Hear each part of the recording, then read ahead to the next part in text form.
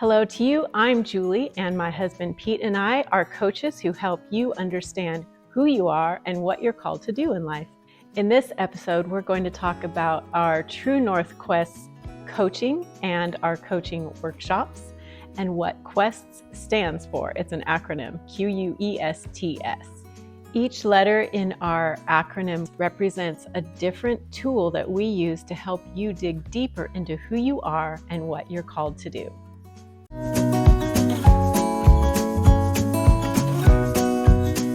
Welcome to Your Best Life podcast, where we help you discover your calling so you can live with purpose and clarity. We're Pete and Julie Morrill, your guides, mentors, and lifelong adventurers, and we're here to help you find your true north. Let's get started.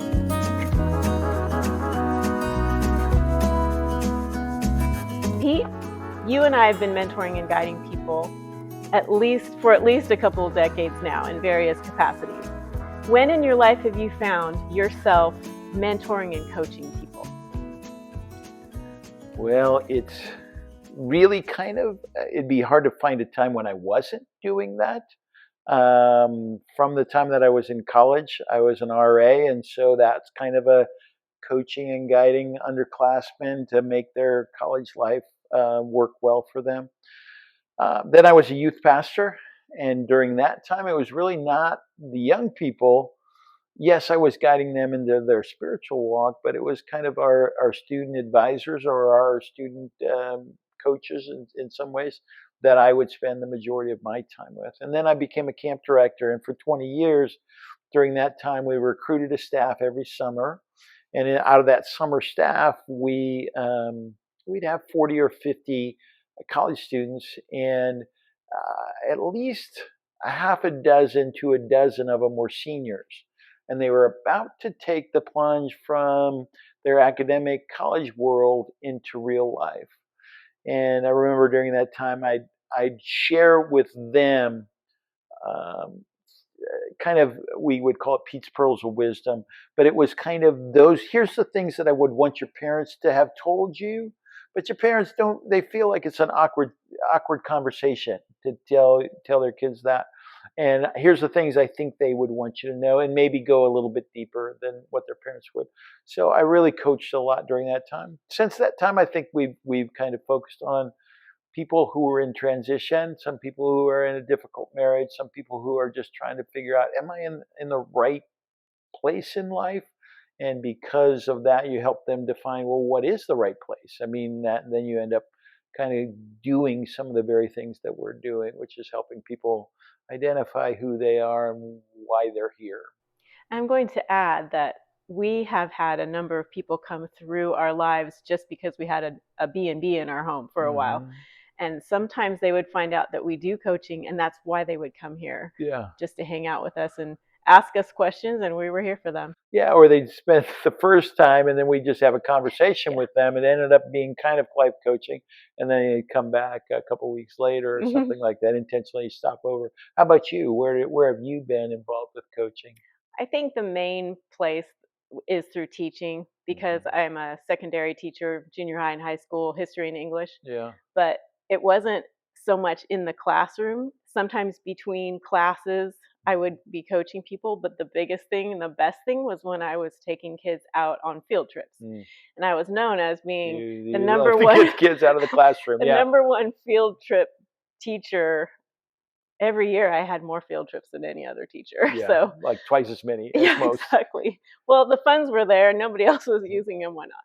But those students, you get them out in a whitewater rafting situation, somebody falls overboard, I hauled her in, and she's like really open to asking me about life and bearing her soul to me. So it was like super quick way to connect with people outdoors. And if you're up on a ropes course and you're on the ledge, I remember going out and talking a student off the ledge, just jump and you're going to be okay. Yeah. And amazing how those moments, just standing around watching students jump off a ledge in a ropes course, they'll start really opening up about, what am I going to do with my life? How do I know what to do? And then I realized later in life, I think this is part of this is the main thing I like about That's teaching. the It's not the main thing. It's teaching, the main thing. it's the coaching. Yeah. So our nonprofit organization is called True North Quests. Yeah. And the word quests is an acronym for key points we teach in our True North Quests workshops and group Hmm. coaching. Yeah. You'll explain more later, but first, Pete, you are a storyteller. Hmm.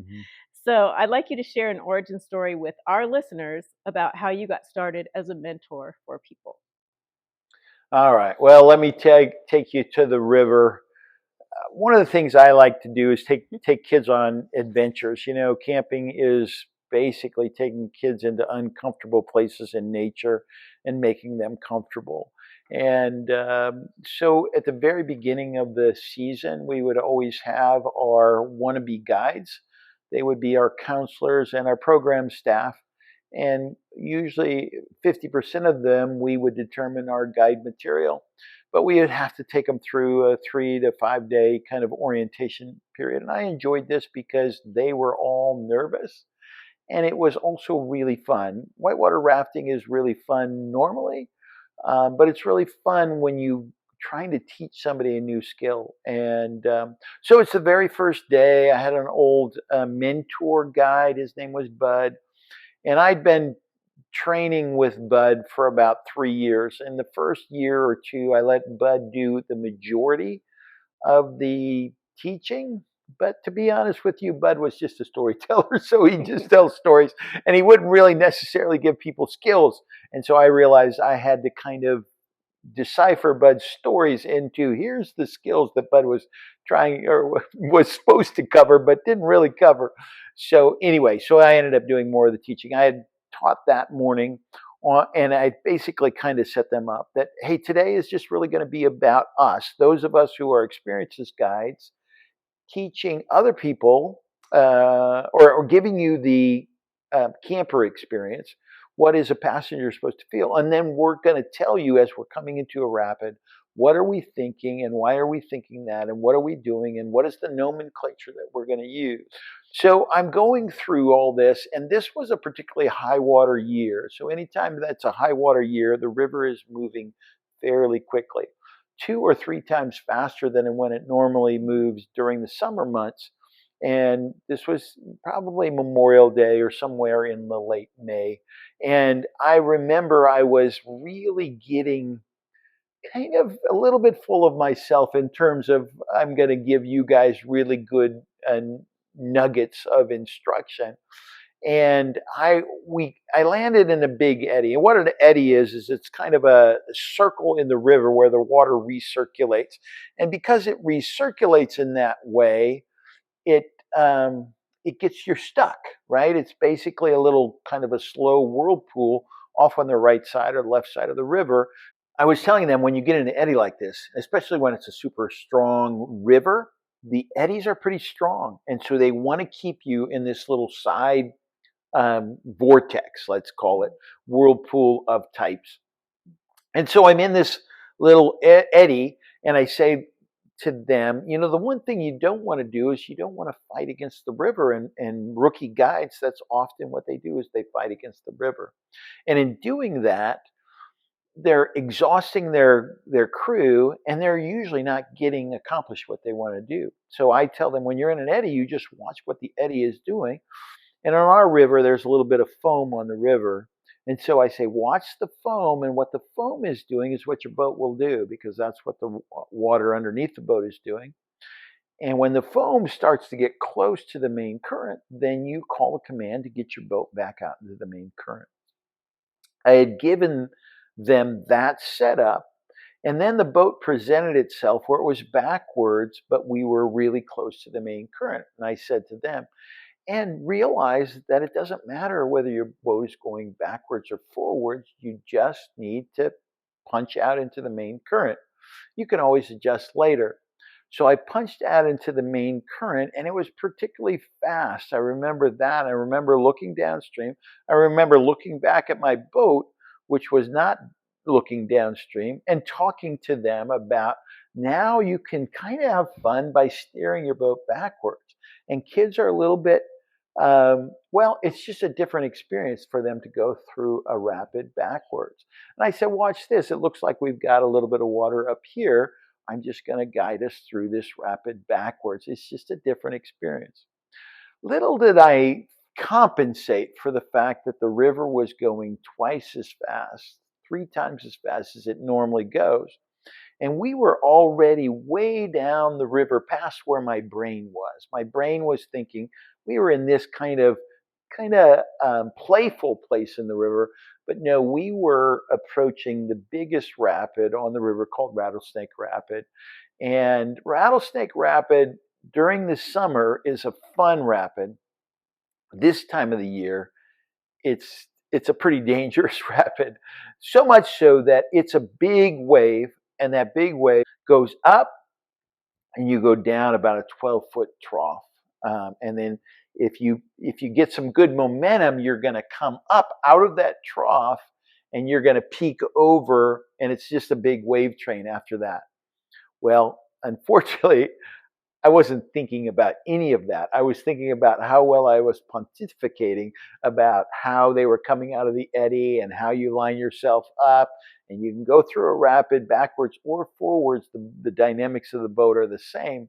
But I wasn't getting any speed. And then I realized as I saw the boil downriver, probably 50 to 100 feet at this point, holy smoly, that is a big rapid that we're coming up to.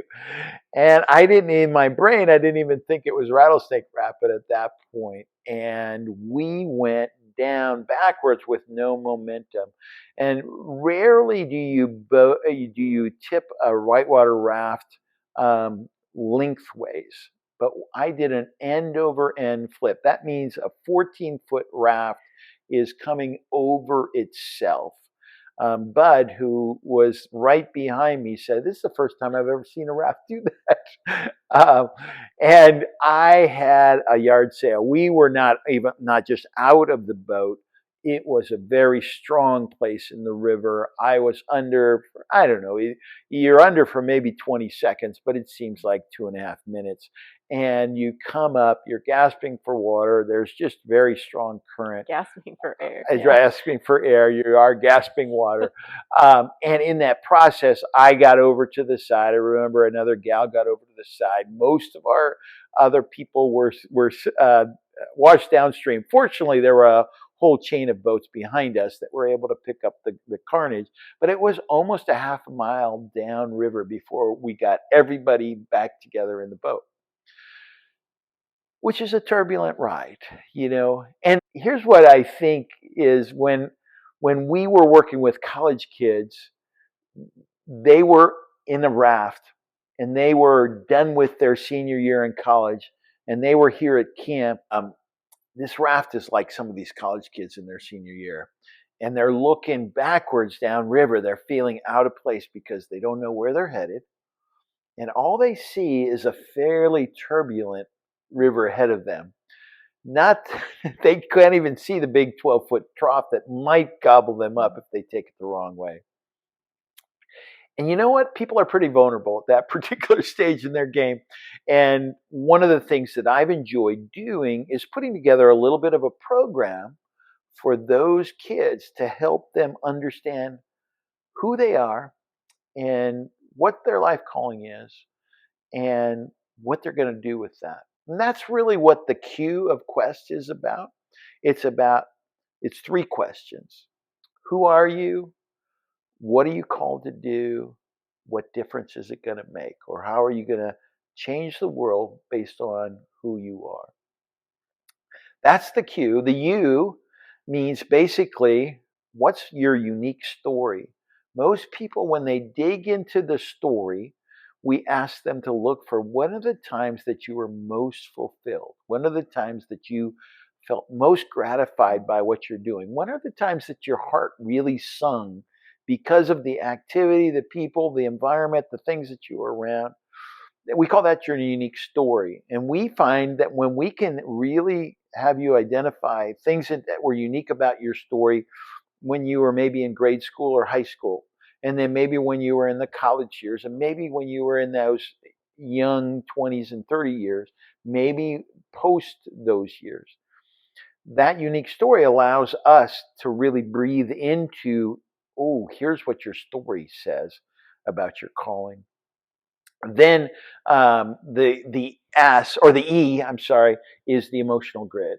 So the emotional grid is how you see life and how people see you and how you interact with those things. Some people call it your personality. It's pretty much the same thing, but it's the emotional grid that you look at in life. And to be honest with you, some people don't have an emotional grid to be an air traffic controller. And so people don't have an emotional grid to be a nurse. Some people don't have an emotional grid to be whatever, but they do have an emotional grid. Not everybody can be a poet. Not everybody can be a musician. Sometimes your very personality really drives you to your life calling. And then the skills and abilities is the S. That's the things that I think are kind of encoded into you, those abilities that your friends say, this is who Pete is, or this is who Julie is. I think most people say Pete's a leader. Pete's an organizer. Pete's kind of a culture changer. I think a lot of people would say Julie's a teacher. Julie's a nurturer. Julie has hospitality. Julie's a writer. Those are all skills that you have that you bring into every environment. And then the T is your true heart passion.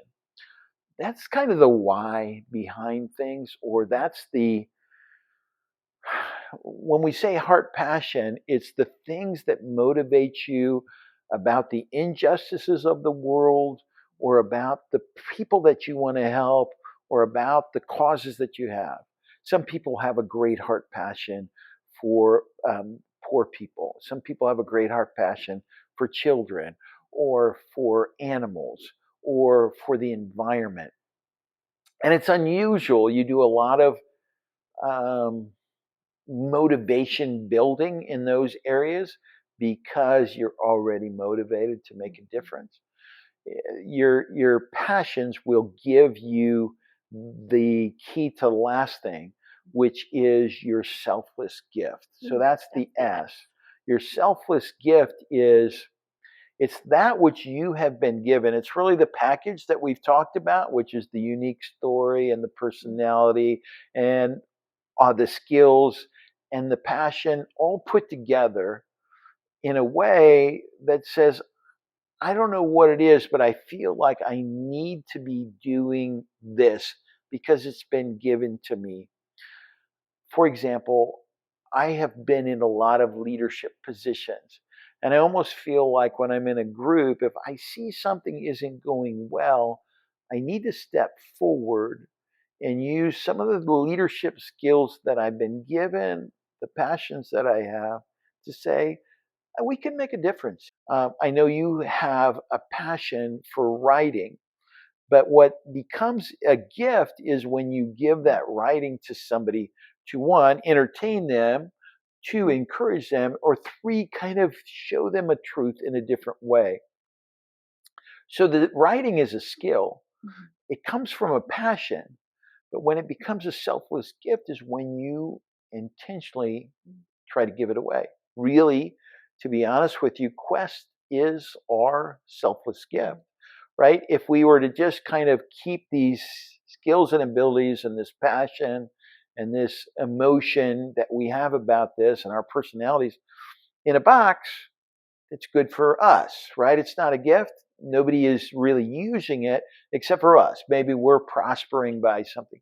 But when we start positioning in a way that we're helping people find their life calling, then it becomes a selfless gift. And why is it selfless? Because I didn't give myself all these things. I didn't make myself a leader. I can become a better leader, but I think God made us a leader. I think you and I believe that there's somebody that's kind of orchestrating our worlds, right? And He gave us this personality and He gave us this passion and He wants us to give it away. My observation is the most fulfilled people are the people that are giving themselves away. Some people are really good at making money, but the most fulfilled people with money are the people that are good at making it and then are good at using it for others well-being. So that's what Quest is all about. Well, I would say what's interesting about Q, which are the three questions, Hmm. when you say, who am I and what is my calling? The third question of what difference will it make really comes down to that last S in quests. Hmm. What is my selfless, Gift. You got yeah, to give it away. right. Yeah. And if you don't give it away, What difference does it make right, then? Yeah. right. Yeah. And why was it? The question I would ask is, why was it given to you Right. if you're not giving it away? Mhm. But people don't give it away for a variety of different reasons. One is they don't see it as valuable as it Mhm. is. Mhm. Two is they haven't figured out, how can I package this in a way. They haven't really had enough self-confidence I that was just says, going to say that, yeah, yeah. this is who I am, But and what I I'm should doing. be proud of the fact that I can give you part of me. Mhm. And you won't just be proud of it, you'll be as fulfilled Yeah. as you ever will be. I'm almost sure of that, is when you are giving away your life calling, you are as fulfilled a person as you will find on the earth. Mhm. Mother Teresa was not fulfilled because of great wealth. She had fame, but I think she almost ignored the fame. But she was fulfilled because she was carrying through her heart passion Mhm. with her selfless gift, right? The gift of care. All your great um, influencers are people who have figured out what it is that they've been given, who it is that most impacts. Now, how can I give it away? That's good. Yeah, So that's what our podcast is about in a nutshell. a And we big have nutshell. a big nutshell. Yeah, we have more nuts to crack. We want to thank our sponsors. Today's episode of Your Best Life was brought to you by True North Quests, helping you discover your calling and live with purpose. Find out more at tnadventures.org. And by Marble Mountain Kennels, where exceptional Labrador retrievers are bred and trained for adventure, companionship, and service. Visit mmkennels.com to learn more. Thank you for joining us today. Until next time, remember, your best life starts with knowing your true north.